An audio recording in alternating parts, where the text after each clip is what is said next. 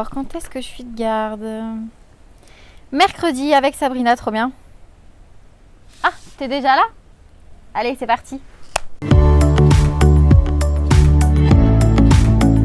Bonjour, je m'appelle Marie, j'ai 29 ans, je suis originaire de métropole, plus précisément de Bretagne. Je suis en Calédonie depuis 7 ans et je suis aide-soignante depuis 7 ans.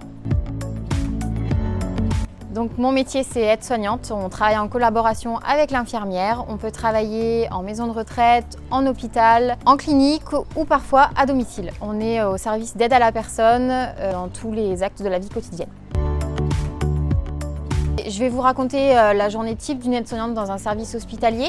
Donc le matin, elle arrive, elle prend ses transmissions avec les aides-soignants et parfois les infirmières de la nuit. Donc elle va servir les repas le matin, elle va débarrasser, ensuite elle va aider les personnes qui ont besoin pour des aides à la toilette, des toilettes au lit, des personnes qui ne peuvent pas se lever. On s'occupe du repas du midi, donc pareil, on sert, on dessert. Et l'après-midi, on fait le tour des constantes, donc la prise de tension, de saturation, de pouls, de température avec l'aide de l'infirmière, toujours.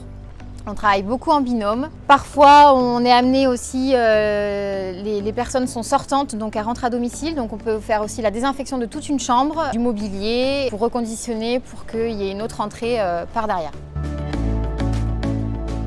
Donc après la troisième, je me suis dirigée vers un BEP carrière sanitaire et sociale qui dure 2 ans. J'ai voulu me diriger vers un bac professionnel, service en milieu rural. Les deux ont été réalisés à Brest. L'année de mon bac, j'ai passé 3 concours aides-soignants que je n'ai pas obtenus. Donc pendant 1 an, j'ai travaillé au bloc opératoire en tant qu'agent de service hospitalier. Cette même année-là, j'ai passé plusieurs concours aides-soignants que j'ai obtenus, l'école à Brest en septembre 2012 jusqu'à juillet 2013 où j'ai obtenu mon diplôme.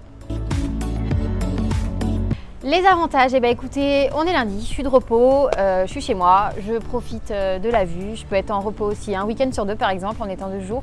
C'est un métier qui est très enrichissant, on apprend tous les jours. On peut aussi évoluer au niveau de la carrière, on peut devenir infirmière ou plus si on a envie.